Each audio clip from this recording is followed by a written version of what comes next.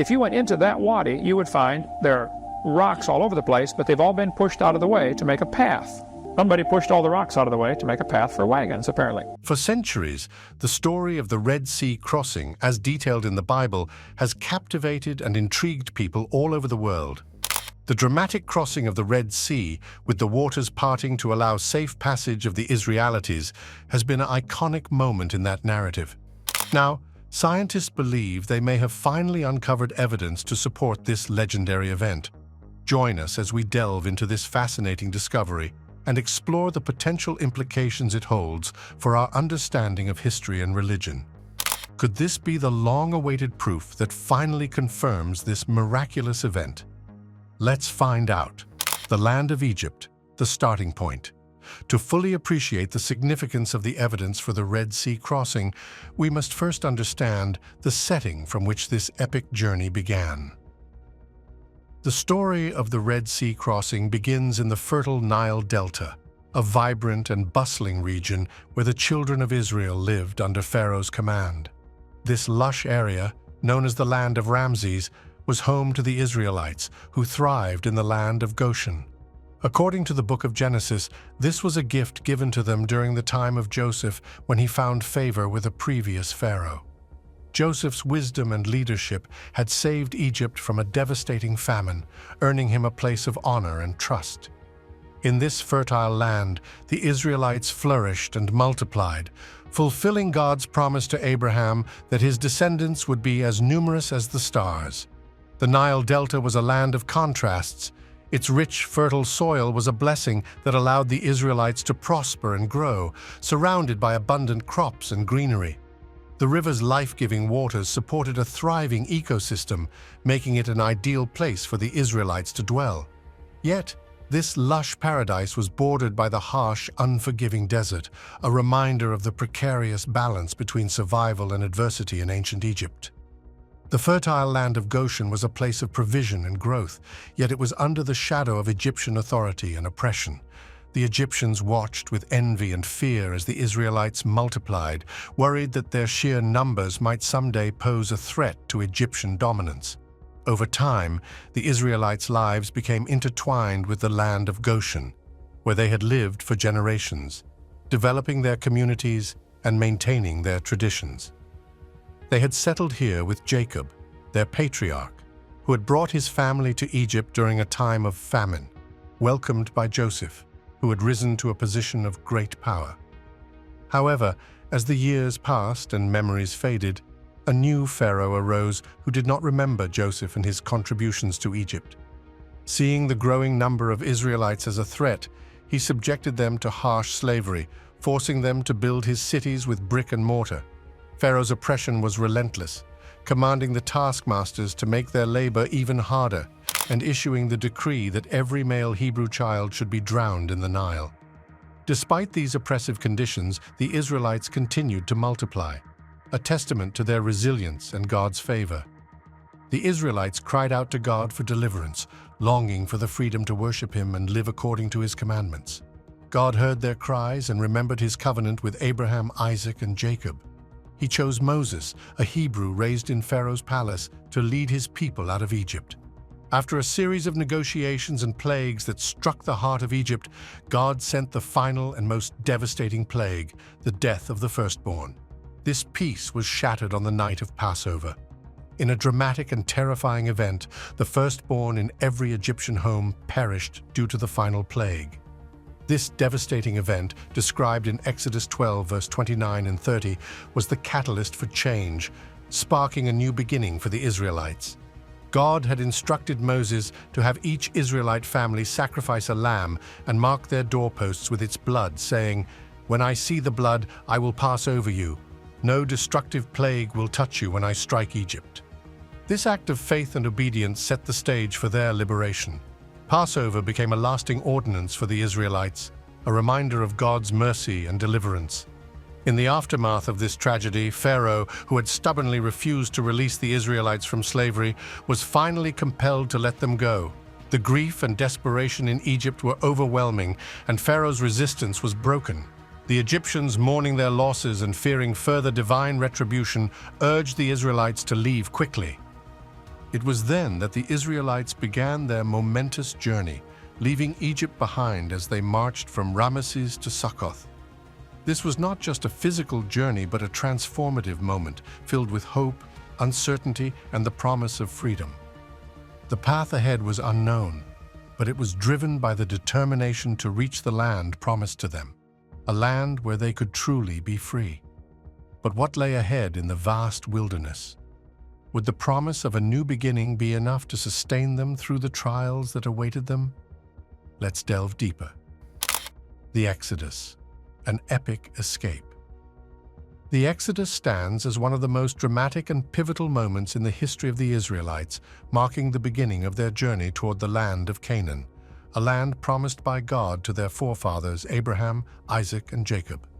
This historic journey began on the night of Passover, a night imbued with a profound sense of anticipation and divine intervention. After centuries of bondage and oppression, the Israelites were finally freed from their harsh captivity in Egypt. Exodus 12:41 vividly describes this monumental event. And it came to pass at the end of the 430 years, on that very same day it came to pass that all the armies of the Lord went out from the land of Egypt. This declaration highlights the fulfillment of God's promise and the beginning of a new chapter filled with hope and uncertainty. On that fateful day, the Israelites departed Egypt as a unified and determined community. Exodus 12:37 provides a striking image of their departure. The Israelites journeyed from Ramesses to Succoth. There were about 600,000 men on foot besides women and children. With divine guidance, they crossed the intricate network of Nile's canals, a crucial maneuver in their escape. Their journey took them to Succoth, where they camped and began to organize themselves for the road ahead.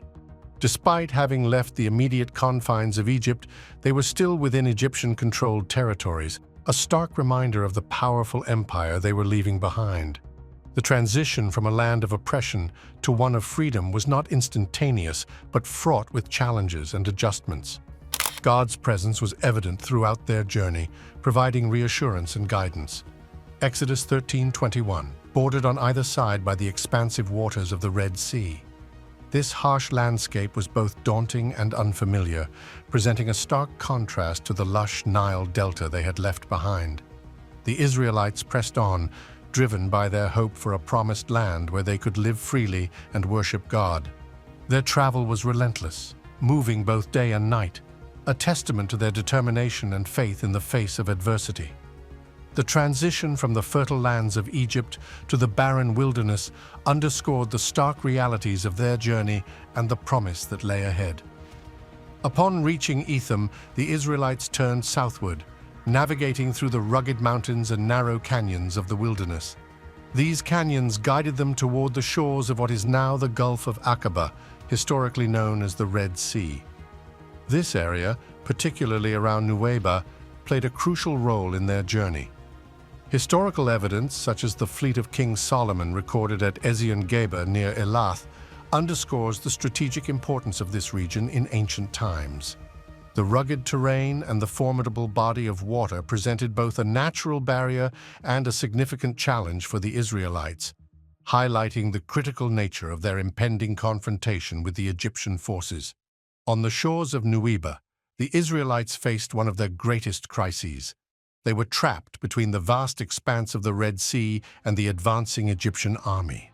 Pharaoh, having regretted his decision to release the Israelites, had mobilized his chariots and soldiers to recapture them.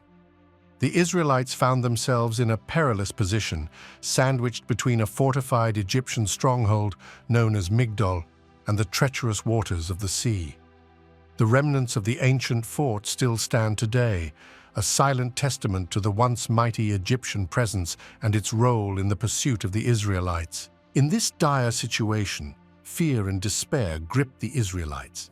They cried out to Moses, questioning the purpose of their liberation if it only led them to face certain death at the hands of their former captors.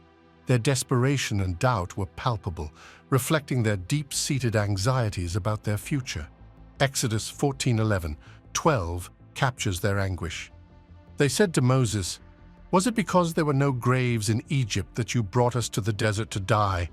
"What have you done to us by bringing us out of Egypt?" Their lamentation underscores their struggle to reconcile their faith with their immediate fears. Yet it was in this moment of crisis that God was preparing to demonstrate his extraordinary power and steadfast love for his people. Moses, armed with faith and courage, reassured the Israelites with a powerful declaration. Exodus 14:13-14 records his words, "Do not be afraid. Stand firm, and you will see the deliverance the Lord will bring you today. The Egyptians you see today you will never see again. The Lord will fight for you. You need only to be still." This moment was not just a promise of deliverance, but a profound declaration of God's protective grace and faithfulness. As the Israelites stood on the brink of this monumental test, a remarkable divine intervention was about to unfold, a miracle that would forever mark their journey and demonstrate God's extraordinary power. Let's delve into the unfolding miracle and explore the details of this historic deliverance. The crossing begins, a miraculous pathway. As the Israelites camped between the formidable city of Migdol and the vast expanse of the Red Sea, the atmosphere was thick with tension and fear. They found themselves trapped, seemingly with no escape. On one side, the Egyptian army, led by Pharaoh himself, approached with a determination to reclaim the Israelites. On the other side, the Red Sea stretched out endlessly, an immense and seemingly insurmountable barrier. The sight of this massive body of water, coupled with the roaring of the Egyptian chariots and the thundering of horses, created an atmosphere of hopelessness and desperation. In this critical moment, divine intervention became the Israelites' only hope. The Bible recounts this pivotal scene in Exodus 14:19-20. Then the angel of God, who had been traveling in front of Israel's army, withdrew and went behind them. The pillar of cloud also moved from in front and stood behind them, coming between the armies of Egypt and Israel. The pillar of cloud, which had guided them by day, now shifted to shield them from the advancing Egyptian forces. This divine cloud was not just a physical barrier, but a profound symbol of God's protective presence, offering both physical safety and spiritual reassurance during this intense crisis. The Israelites faced the daunting task of crossing the Red Sea, a task that seemed utterly impossible. The water's surface glistened under the moonlight, and its sheer vastness seemed to mock their hopes of escape. Yet as they stood on the brink of this natural obstacle, God was orchestrating a miraculous solution. Exodus 14:21 describes this divine act. Then Moses stretched out his hand over the sea, and all that night the Lord drove the sea back with a strong east wind and turned it into dry land. The sea began to part, and a dry pathway emerged through the waters, transforming the once intimidating sea into a passage of deliverance. The parting of the sea created towering walls of water on either side of the path. This was not just a narrow slit, but a wide passage, allowing the Israelites to advance with confidence and awe.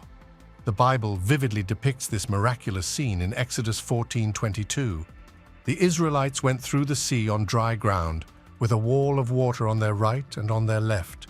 Imagine the awe and amazement of the Israelites as they walked through this extraordinary passageway, flanked by immense walls of water.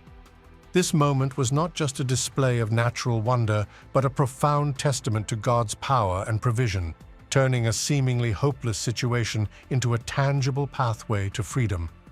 As the Israelites moved through the sea, the sight of the Egyptian chariots and soldiers closing in intensified their sense of urgency. The relentless pursuit by Pharaoh's forces made every step through the sea a race against time. Yet with faith guiding their every step, the Israelites pressed on. The promise of salvation was palpable, driving them forward despite the imminent danger. The divine miracle did not end with the crossing. Once the Israelites had safely reached the other side, God's protection continued. In Exodus 14:27 we read, "Moses stretched out his hand over the sea, and at daybreak the sea went back to its place. The Egyptians were fleeing toward it, and the Lord swept them into the sea." As the waters returned to their normal state, they engulfed the pursuing Egyptian army, ensuring that the path to freedom remained unobstructed for the Israelites. This final act of divine intervention not only ensured the safety of the Israelites, but also marked the end of their oppression. This miraculous crossing was more than just a dramatic escape. It was a profound demonstration of God's power and faithfulness. The Israelites had witnessed firsthand how their deliverance was not due to their own strength or ability, but to divine intervention. The memory of this event became a cornerstone of their faith, celebrated annually in the Passover feast and remembered as a symbol of God's saving grace and protection. As the Israelites stood on the far shore of the Red Sea, looking back at the place where their enemies had been vanquished, they faced a new chapter in their journey. Their escape from Egypt was a pivotal moment, marking their transition from oppression to the threshold of a new beginning. Guided by faith and divine promise, they were now poised to continue their journey toward the Promised Land. Now, for centuries, the story of Moses and the Israelites' escape from Egypt has captivated imaginations and sparked intense debates. Some view it as an ancient tale steeped in myth, while others, particularly in the Christian faith, see it as a historical event of profound significance. Recently, scientific discoveries and technological advancements have begun to shed new light on this age-old question. The evidence discovered for the Red Sea crossing is both surprising and compelling. Stay tuned as we dive deeper into the fascinating archaeological evidence that sheds new light on this miraculous event and explore what modern science has revealed about the Israelites' journey through the Red Sea. The Monumental Pillars, markers of history. In 1978, Ron Wyatt, an amateur archaeologist with an intense passion for biblical history, made an extraordinary discovery on the shores of Nuweiba. As he walked along the sandy beach next to the Gulf of Aqaba, he encountered a substantial red granite pillar partially buried in the sand. This was no ordinary stone, it was an impressive monument, intricately carved with designs that bore a resemblance to ancient Phoenician or Hebrew art. The pillar's significance was profound. Many believe that this pillar marks the exact location where the Israelites crossed the Red Sea, as described in the Bible. The pillar was not alone. Wyatt's discovery was complemented by the finding of a matching pillar on the opposite side of the Gulf of Aqaba in Saudi Arabia. This second pillar was also made of granite and featured inscriptions in ancient Hebrew, which referenced prominent figures and events from the Exodus narrative, including Pharaoh, Egypt, Moses, and Yahweh. What makes these pillars even more compelling is the historical context. They were found in a region where one would expect to find evidence of the Israelites crossing if the biblical account were accurate. Historical records and photographs taken during Wyatt's time provide proof of the inscriptions on these pillars before they were allegedly removed. The presence of these monumental markers, placed strategically on both sides of the Gulf, offers a physical connection to the biblical story, suggesting these pillars were erected to commemorate the miraculous event that occurred centuries ago. Uncovering underwater evidence. The quest for evidence did not end at the shore. Ron Wyatt and his team took their search beneath the waters of the Gulf of Aqaba, conducting an ambitious underwater investigation in 1978. The team's dives into the Gulf revealed several intriguing artifacts that had been preserved by the sea's coral and sediment over the millennia. Among the most striking finds were ancient chariot wheels, axles, and other components. These artifacts were embedded in the underwater terrain, covered by layers of coral and sand, indicating they had been submerged for a long time. One of the most remarkable discoveries was a chariot wheel with 6 spokes. This specific design was consistent with Egyptian chariots from the 18th dynasty, a period traditionally associated with the time of the Exodus. The presence of such a wheel in the Gulf of Aqaba lends significant weight to the idea that Pharaoh's army was indeed caught in the Red Sea, as the Bible describes. Divers also unearthed other chariot parts, including broken axles, metal fittings, and fragments that appeared to belong to the same chariots. These findings provided further corroboration of the biblical account, suggesting that the Egyptian chariots were indeed submerged in the sea during the Israelites' escape. The artifacts were remarkably well preserved, allowing for detailed examination and comparison with historical records of Egyptian chariot construction. In addition to the chariot parts, Divers discovered human remains that seemed to be from individuals who might have perished during the drowning of the Egyptian army. These remains were found alongside the Chariot artifacts, providing a grim but tangible link to the events described in the biblical narrative. The clarity of the Gulf's waters enabled a close examination of these remains, offering a haunting glimpse into the dramatic end of the Egyptian soldiers and further solidifying the connection between the physical evidence and the biblical account. The search for evidence did not end at Nuweiba either. Chariot remains in Saudi Arabia. Further investigations were carried out on the opposite shore of the Gulf of Aqaba, in the remote desert regions of Saudi Arabia. Here, additional chariot remains were discovered, reinforcing the biblical account of the crossing. The artifacts found in Saudi Arabia included chariot wheels, metal fittings, and other remnants that closely matched those discovered in the Gulf of Aqaba. The presence of these chariot remains in the harsh desert environment of Saudi Arabia adds another layer of evidence to the biblical story. Their discovery in such a remote and rugged area suggests that the Egyptian army's pursuit of the Israelites continued across the sea and was eventually overwhelmed by the returning waters. The consistency of these findings on both sides of the Gulf of Aqaba strengthens the argument for the historical and spiritual significance of the Red Sea crossing. The chariot remains discovered in Saudi Arabia serve as a powerful testament to the biblical narrative, offering concrete evidence that complements the artifacts found in Egypt. This cross-border evidence helps to piece together the dramatic escape of the Israelites and provides a more complete picture of the Exodus event. With the crossing site confirmed, our focus now shifts to pinpointing the true location of Mount Sinai.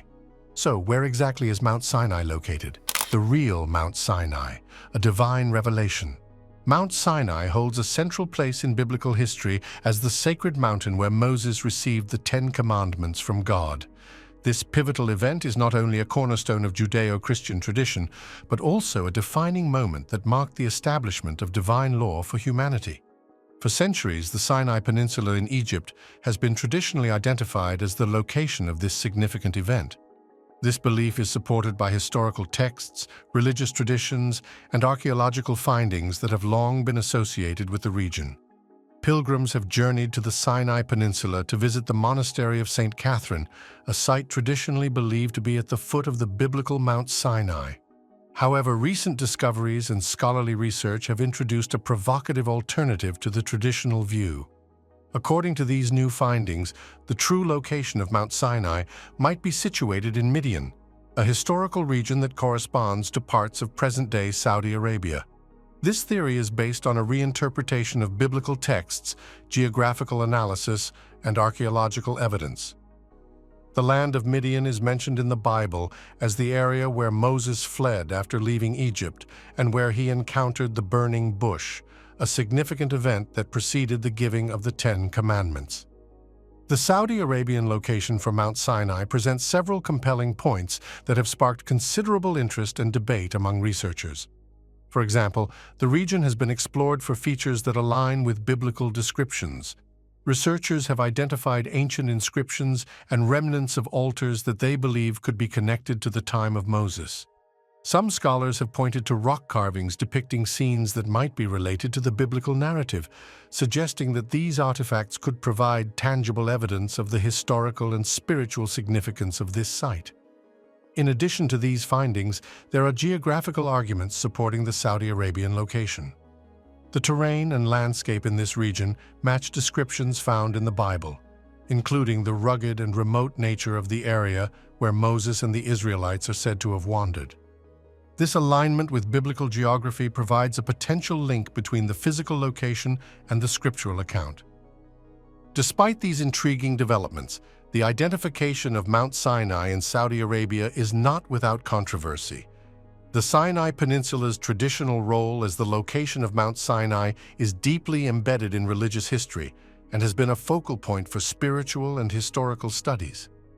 The peninsula's proximity to other significant biblical sites, such as the place where the Israelites are believed to have camped and received the manna from heaven, reinforces its claim as the true Mount Sinai. The Sinai Peninsula also holds substantial historical and cultural significance for Jewish, Christian, and Islamic traditions, adding weight to the traditional belief. Critics of the Saudi Arabian theory argue that the evidence presented is not conclusive enough to override centuries of tradition and religious belief. They question the interpretation of the inscriptions and artifacts found in Saudi Arabia, suggesting that these findings might be misinterpreted or lack the necessary context to support the claim of a new Mount Sinai location. The traditional location in the Sinai Peninsula remains widely supported due to its established historical and religious context, which continues to be validated by ongoing research and archaeological work. The debate over Mount Sinai's location reflects broader questions about how we interpret ancient texts and archaeological evidence. It highlights the challenges of reconciling historical accounts with physical locations and underscores the importance of careful and thorough research in understanding the past. As new discoveries continue to emerge, scholars and explorers are engaged in a dynamic process of re-evaluation and interpretation, seeking to uncover the truth behind one of the most significant locations in biblical history. Understanding the location of Mount Sinai goes beyond mere geography. It is about connecting with a profound moment in religious history that has shaped the spiritual and cultural narratives of millions. Whether Mount Sinai is ultimately confirmed to be in the Sinai Peninsula or Saudi Arabia, the search for its true location enriches our understanding of the biblical story and the experiences of the Israelites. It offers a fascinating glimpse into the historical and spiritual journey of a people whose encounters with the divine have left an indelible mark on the world's religious traditions. The quest to identify Mount Sinai is a reminder of the enduring significance of ancient narratives and the ongoing quest for knowledge. It invites us to explore the roots of a story that has influenced countless lives and cultures throughout history, fostering a deeper appreciation for the rich tapestry of religious heritage that continues to inspire and inform our understanding of the past. Historical significance of the Red Sea crossing. The story of the Red Sea crossing is far more than just an ancient event. It's a profound testament to faith and divine intervention that has resonated through the ages. For thousands of years, this incredible tale has inspired countless people, illustrating the power of faith and the protective hand of God. It's a story that transcends time, offering a powerful reminder of how belief and divine intervention can shape and transform lives. The remarkable evidence uncovered at Nuweiba and across the Gulf of Aqaba brings this miraculous event into sharper focus. The discovery of the Monumental Pillars' submerged Chariot remains and other artifacts provides tangible proof that aligns with the biblical narrative. These findings not only support the historical reality of the crossing, but also invite us to consider the deeper spiritual significance of the event. The physical evidence serves as a bridge between ancient history and modern understanding, highlighting the enduring impact of faith and divine intervention. With this ancient story and the evidence that has emerged, we are reminded of the profound ways in which faith and history are intertwined. The legacy of the Red Sea crossing continues to captivate and inspire, offering a window into the extraordinary intervention that altered the course of history. It's a story that encourages us to reflect on our own beliefs and the ways in which faith can guide and sustain us through challenging times. The enduring legacy of the Red Sea crossing not only enriches our understanding of biblical history, but also serves as a powerful example of faith in action. It challenges us to consider the ways in which divine intervention might still play a role in our lives today, inspiring us to remain hopeful and steadfast in our own journeys. What are your thoughts about this ancient miracle? Do you believe it really happened, or it's just an ancient tale? Share with us in the comments. Thanks for watching. If you enjoyed this video, do well to like, share, and subscribe to our channel. Check out another of our very interesting videos before you leave.